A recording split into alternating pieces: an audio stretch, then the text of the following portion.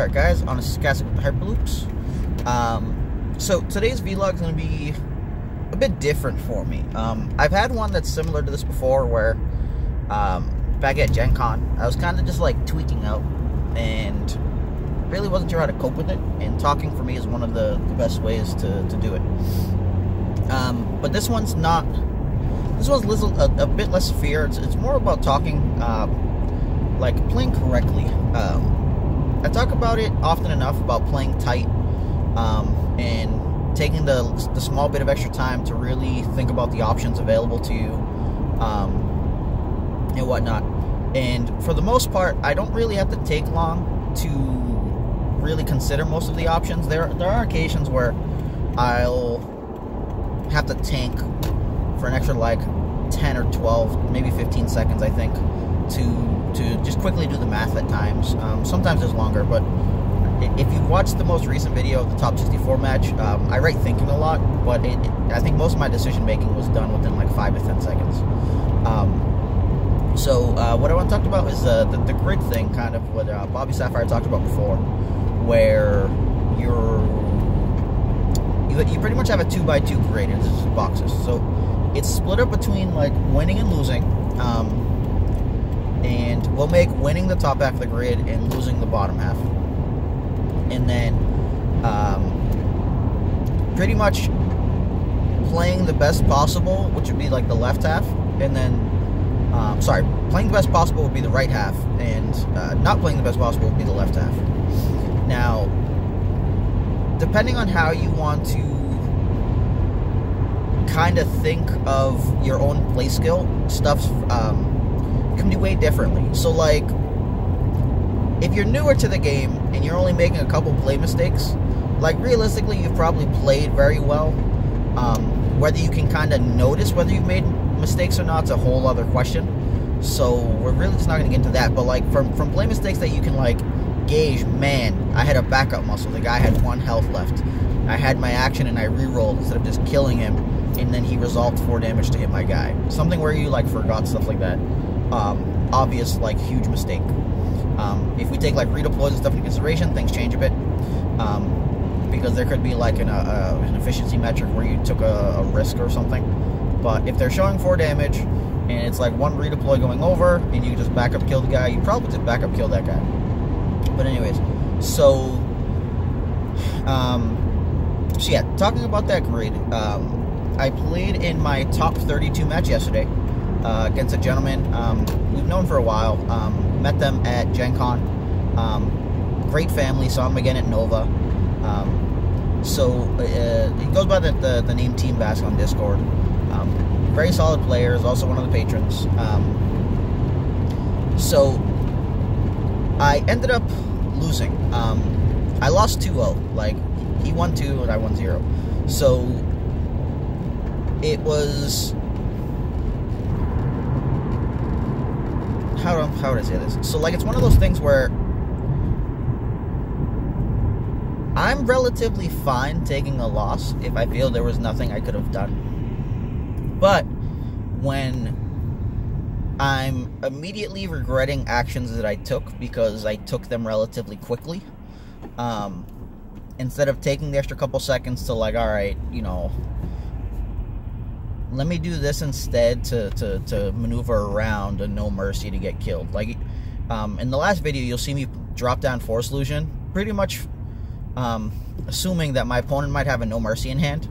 So the expected damage on the table was not actually what I was going to get hit with.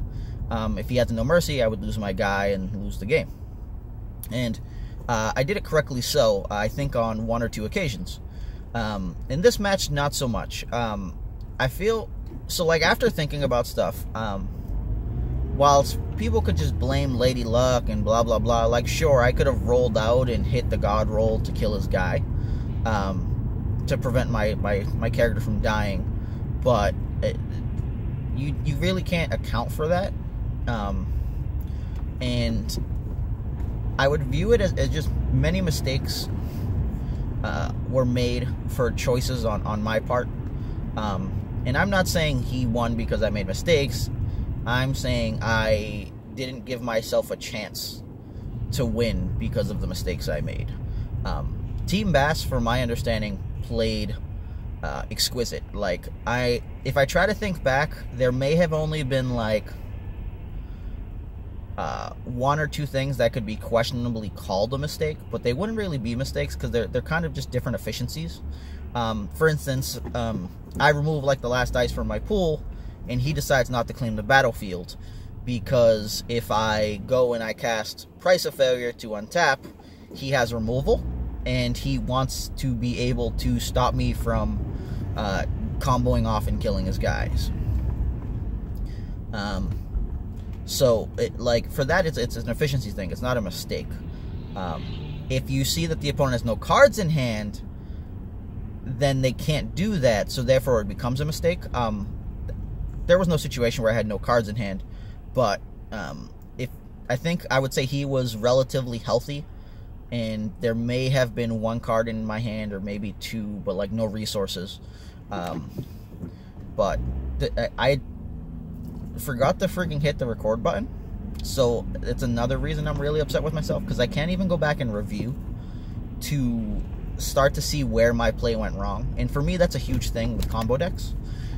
You really need to be able to see kind of everything coming, and for the most part, I was able to correctly guess the situations where I was going to die. I just either A, couldn't do anything about it, or B, because of earlier actions I took in the round, feeling that I would be safe, when it got to the point where I then needed the option I discarded, either at the end of the previous round because I didn't feel I needed it, or in the same round for like a reroll when I had other options, I lost. So in the second game, I had access to cast Rise Again with no damage on my character and only an Ancient Lightsaber in the discard pile. So I would say it was like maybe back during round 2 or something where I could have done it. And instead I because I have no upgrades on my character at all, I decide not to blank Rise Again, because I'm like, alright, well, I'll take like 3 damage and then I'll just Rise Again, and I'm okay with just not having that die. So because I didn't do that, I wasn't getting any sort of real damage out, and he was pretty much able to like set up, and I really wasn't going to go anywhere. And so he ended up not actually doing damage, but it wasn't like he just chose to not do damage. Pretty much what happened is he like focused over to like 8 damage. I killed the OB damage off, but then he had a guard to remove my dice with the other +3. So it was like, okay, well, this is fine, we're squashing whatever. And then I think I start resolving some mediocre dice, because in the round prior, he let me claim Forward and Axis to like as I was rolling dice, because he just didn't want to get comboed. So like I lulled myself into a false sense of security where I went and attempted to do that again, where I try to resolve whatever like shield or resource I could get, when I already had like 7, because I still hadn't cast any upgrades yet until like the 3rd round. So I go to resolve that. He claims the battlefield, and then in the next round I ended up getting wiped out. He had like 5 damage on the table, and I'm sitting with the hand of Rise Again, Price of Failure, Leadership, and a Friends in High Places. And now the thing here is that I really just want to take any damage so that I could Rise Again, be out of the potential of dying, get my Ancient in, and then try to go work on killing Maz, or see if anything magical happens with like Friends in High Places. So I activate Guavians, and I do like, forget what I was doing. I like activate Guavian, and then I like try to use the die. And now he's showing the 5 damage, and he starts re-rolling the other dice, because he knows, or he assumes I have a Rise Again, and he's attempting to play around it, because if he does any damage, I'm just going to Rise Again. I haven't activated my 7th. So, like, I'm passing, and instead of rolling out, so he's like, oh, what the hell, what? Maybe he just doesn't have it, or, you know, whatever, I'll get my 5 in, at least, like, he can't kill me this round. And then, you know, I could resolve a couple, because all I'm going to lose here is 1 Ancient die. And I choose not to, because I'm crazy. So if I had just activated, he probably would have went and resolved damage at some point, because I would have access to my damage, or, like, he doesn't like you, and different available options. So the play he was going for would kind of shut itself down, especially if I represent any sort of discard side. Or 2 shields, I would immediately be out of range. So it changes the entire spectrum. I don't do this. So he gets near the end, he's re-rolling. He finally gets, like, the focus to be able to do it. And I think he takes a 3rd resource. And I, like, activate 7th, which is way too late now at this point. He focuses over to another OB3. And so now I'm looking at, if he has my ally at 11 damage, kills my 7th. So I have a choice here, pretty much. I could either see if he has it, or I could, or actually I can't even do the Ancient. So I, like, in my mind, I'm just dead in the water. There's a problem, though. I had cast a Force Illusion earlier in the game. It's in the discard pile. I could have played Rise Again to pull back Force Illusion, to then survive that damage output, and then try to do, like, leadership, and because Maz had, like, 4 damage at this point. I could have attempted to kill off Maz, possibly get some shields, because I could have Price of Failure if I wanted, and since I would still have, like, I think, like, 2 or 3 resources at that point, because I had an Aftermath or 2 down, if I decided to Price of Failure Guavian, then at least at that point, I would be back at the capability of playing Rise Again. And I would have had a Friends in High Places to try to hit either, like, a big upgrade or a Boundless Ambition. And then I could go and try to, like, cast an upgrade into leadership, into Price of Failure again, to potentially wipe his guys out. Because I'd have... I would have had, like, 4 ID9 droid dice at that rate, and he was low on hand because of he was re-rolling for damage. So there was at least a chance to try to make the comeback, and I didn't even... I guess I would say I was just so distraught at that point. I was just like, I lose, here you go.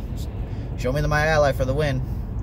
And all I needed to do was rise in force. Not to win the game, but just to be alive. And being alive is better than not being alive.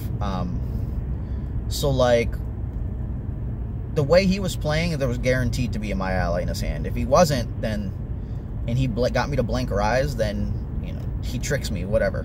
But the odds were there that I was just dead, and I needed to stay alive. I was blinded by frustration, couldn't figure it out. So, for that one, I took a loss, and I played bad. I was in the bottom left of the spectrum, and whilst I don't mind losing in general, or sometimes making a play mistake, actually, I just don't like making a play mistake at all. Like, anytime I make a single mistake, for me, I didn't play well. Because I expect more from myself. I expect to... So, like, there could be different efficiency options. Like, if I take a choice option and it ends up failing, like, I don't feel like I played bad. My option didn't work out. Whether I take one that's 50% or 65, and the other version might have been, like, 75 or something. Like, I'm going to take the one that kind of I feel better about. Excuse me, and my intuition is probably, like, telling me to go towards. So, it's entirely frustrating on my part. And because of that, it pretty much has some tough time sleeping. And it sounds weird because it's really just a game. But the thing is like, I would say, kind of think of it probably closer to, like, Grandmaster level chess players. So if they had some, you know, crazy good match going, they had it playing another Grandmaster, like, there's a lot of excitement. I've would feel that they have there, in the whole like mental battle. And if it was just a loss, like I played to the best and I lose, it just happens, like I move on. Like I've lost plenty of games. If I'm playing a deck that I feel isn't tuned well enough and I ended up losing, not an issue. It's all about how I ended up playing, and if I feel like I did the best with what I had. And the moments that as soon as I feel like I wasn't doing what's expected of me, it frustrates me a lot. So I guess what I wanted to just talk about today was just like make sure that you take the time to think about the different options, because those small things are going to add up to your wins and losses. You go to regionals, store champs, nationals, worlds, whatever you go to, you have to play very tight and on point. And as soon as you start to not be capable of seeing 3 steps, 4 steps, actions ahead, like this is what's going to happen, this is what he's attempting to go for, okay, he's attempting to go for this, I have to completely change what I'm doing. I need to go threaten something so that he has to change his plan, or at least take into consideration some other stuff. And I didn't. So like, for you guys, we all do it. It's going to happen to everybody. And I don't know, just do what you can to do your best, because if not, you feel terrible about it, right? This is kind of like, and I'm smiling because this is hilarious, and I find myself to be funny. Just kind of think like way back in the old days, you had your childhood sweetheart, you had a crush on her, or him, depending on, male or female who we're talking about here, and you just never told them. You never allowed yourself to see what could have happened by taking the chance.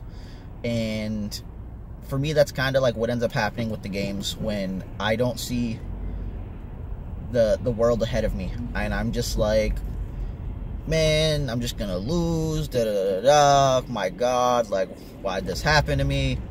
And you're kind of just on tilt, so you have to do what you can to try to stay off of tilt and not let these things bother you, but they're going to. So just kind of think, all right, well, this happened because of XYZ, and now I'm going to make myself better for it. So it's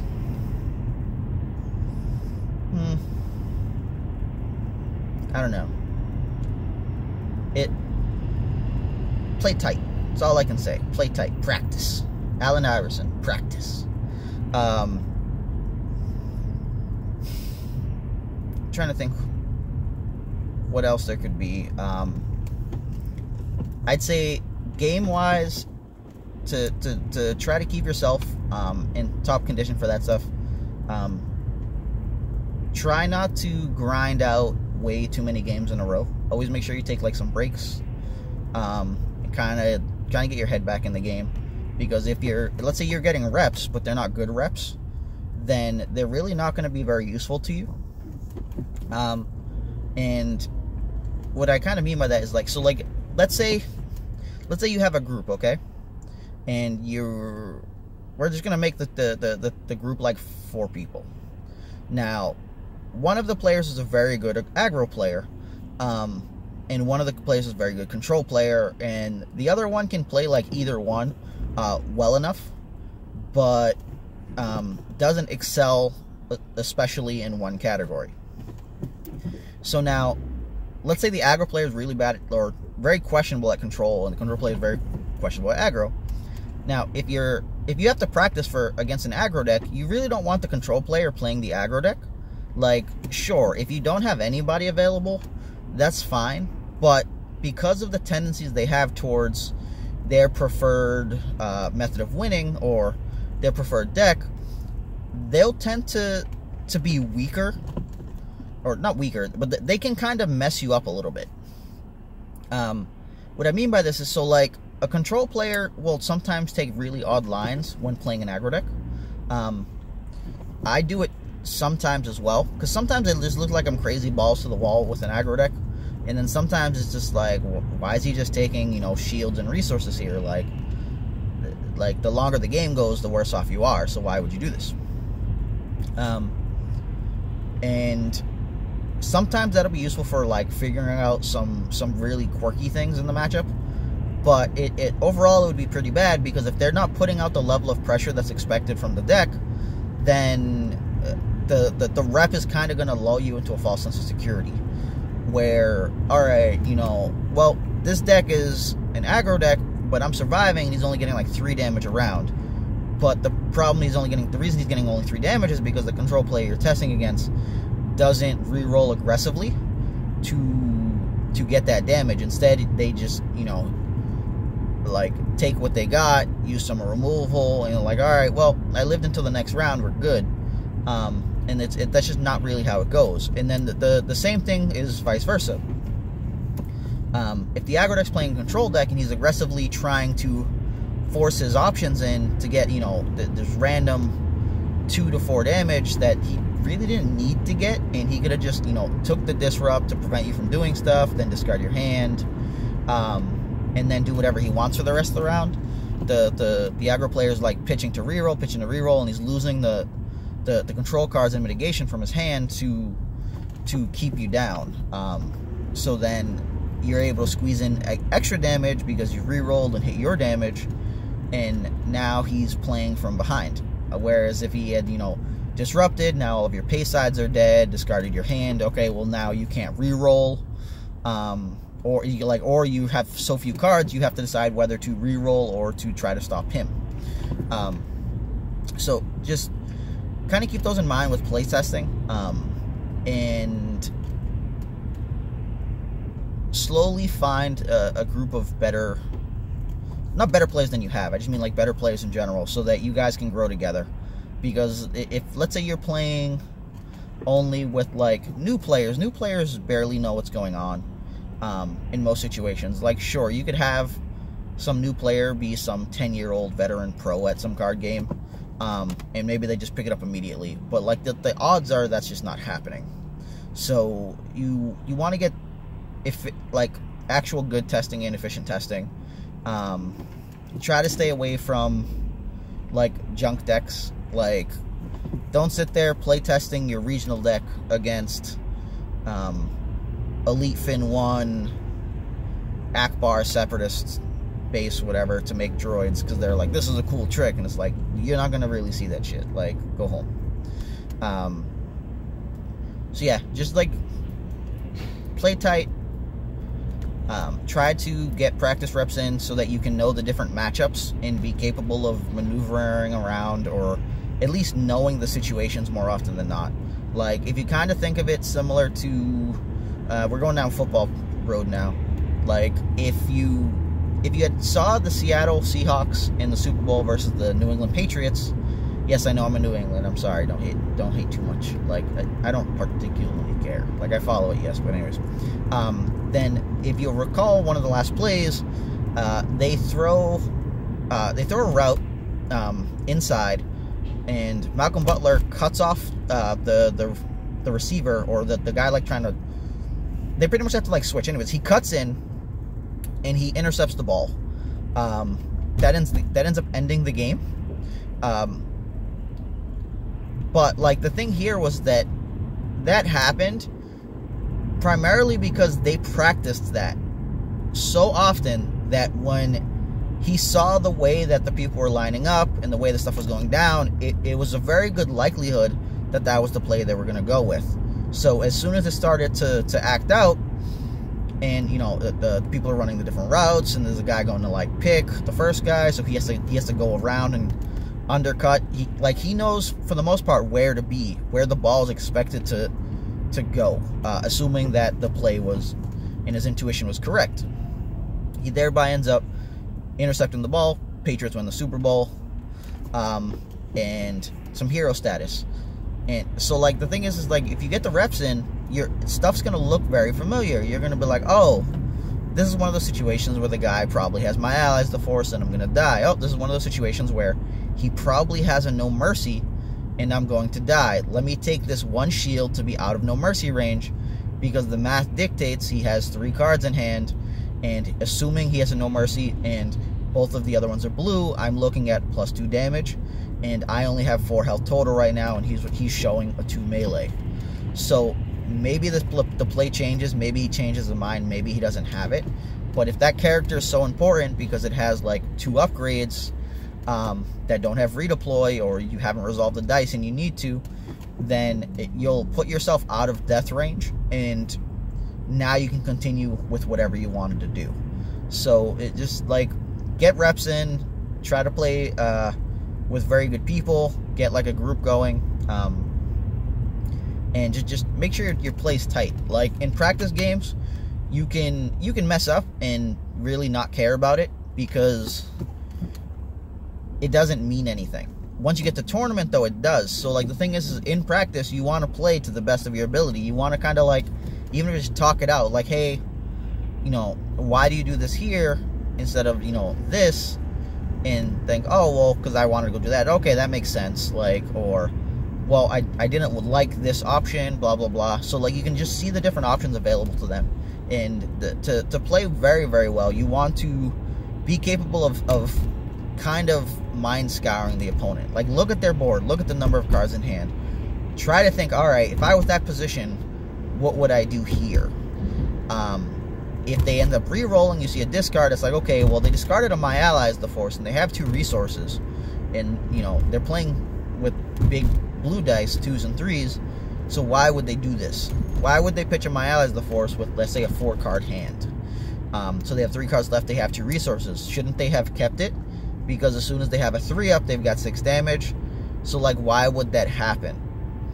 They either have to, A, have more important cards, B, value maybe the removal better, or like C, have a second My Ally as the force in hand. So these small things will add up. But alright, so I gotta stop this here. I'm gonna try